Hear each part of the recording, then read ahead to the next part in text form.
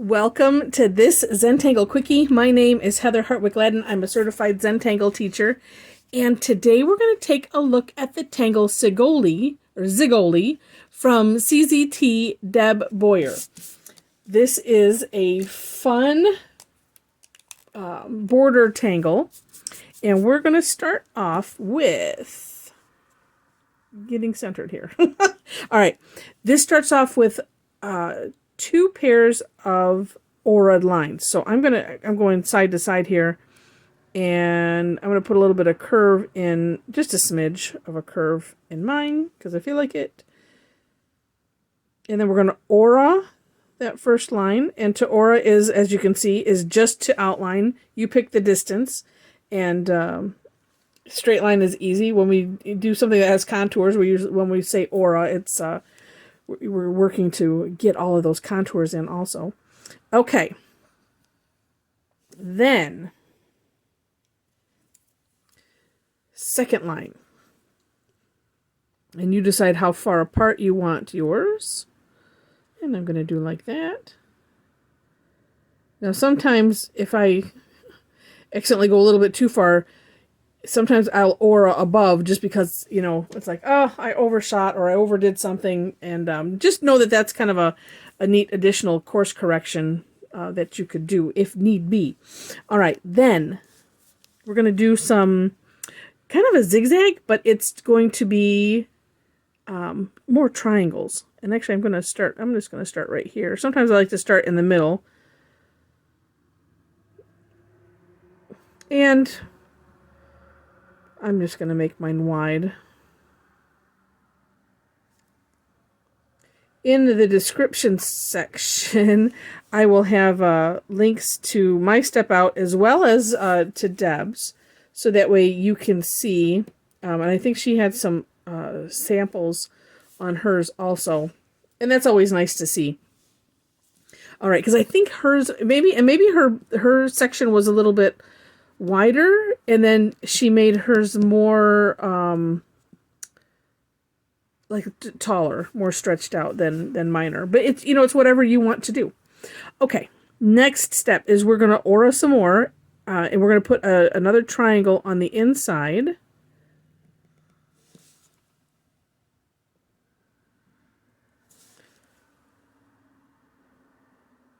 And sometimes I like to do kind of one side and then do the others. It doesn't really matter what order, because we're going to do all of them.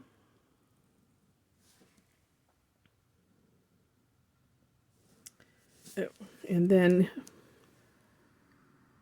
yeah, I don't know. Sometimes I like to do this side first, and I don't know why. It doesn't really matter.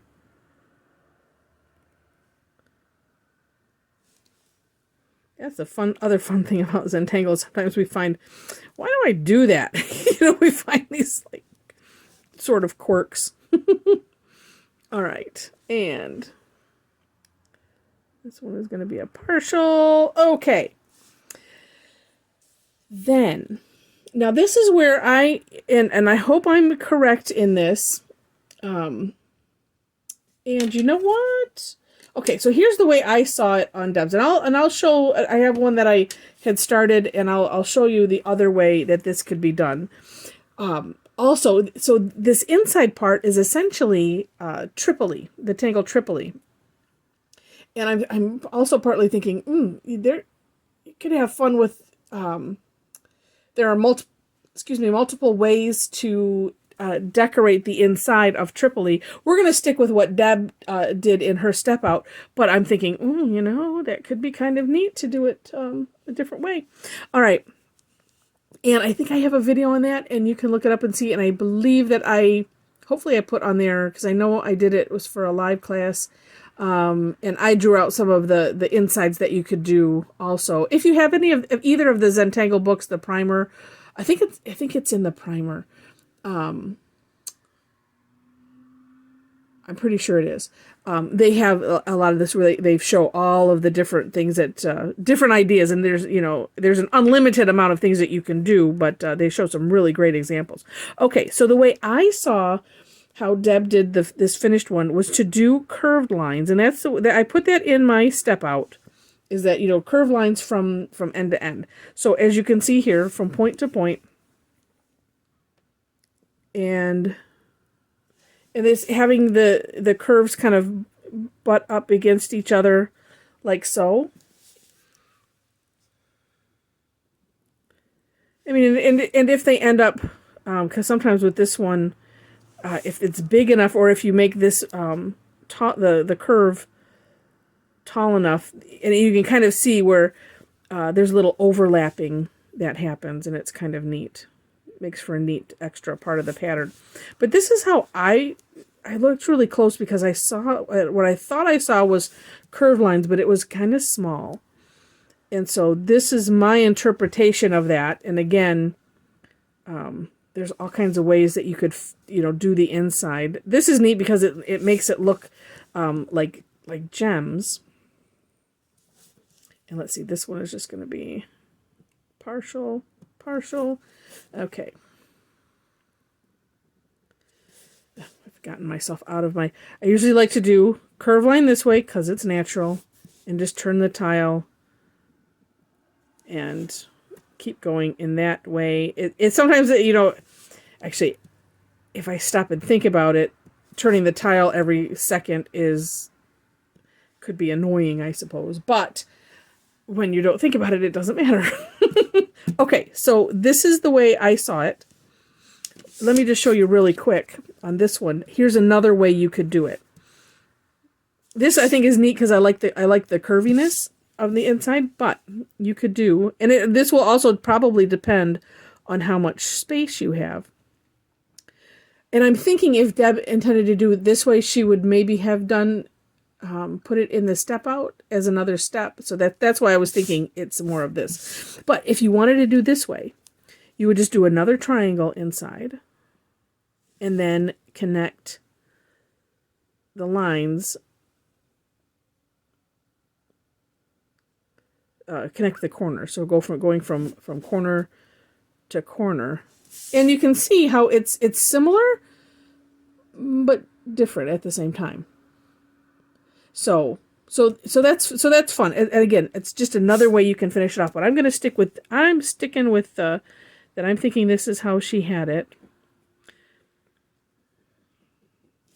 And then the next step is we're just going to fill in those center triangles.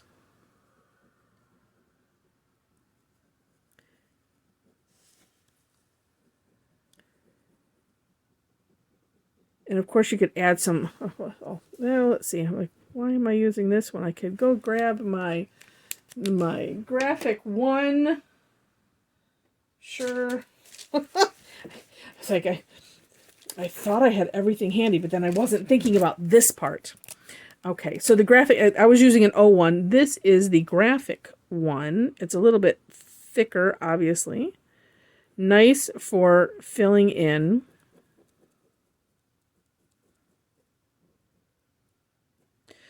Although, if it's too tight of an area, sometimes I will leave it like these little corners, and I'll just touch back up with the O1, because this is a thick tip, and I don't want to have it go outside of the lines. Well, at least I don't want to have it go outside of the lines. That's just me.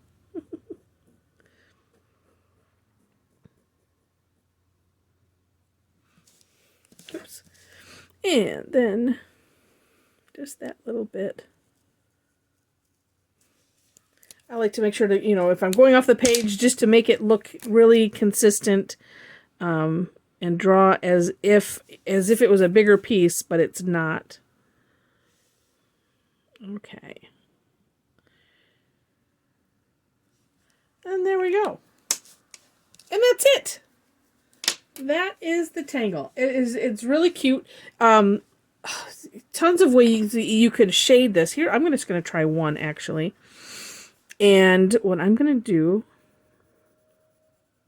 I'm going to put graphite. I'm just going to highlight just the one side. Or I should say darken the one side. you could also do stuff with you know, the inside as well. And make them look, you know, even more 3D by adding some shading to that inside triangle.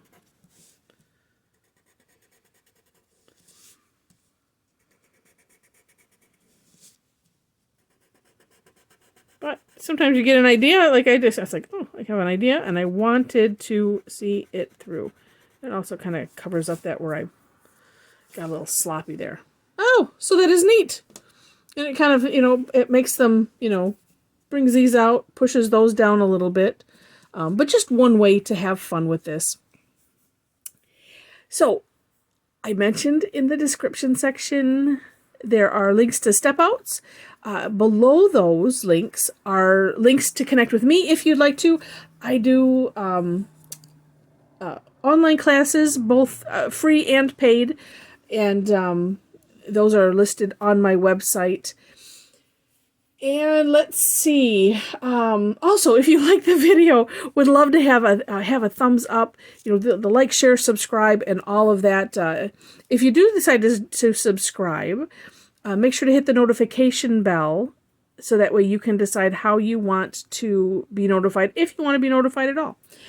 And with that, thank you so much for watching. I hope you had fun with this. And again, do a search on my channel for the Tangle Tripoli, and because I think that there's a lot more fun that could be had with this, you know, with that inside triangle, and I think I might try some things myself. Okay, so with that, thanks again so much for watching, and I wish you happy tangling.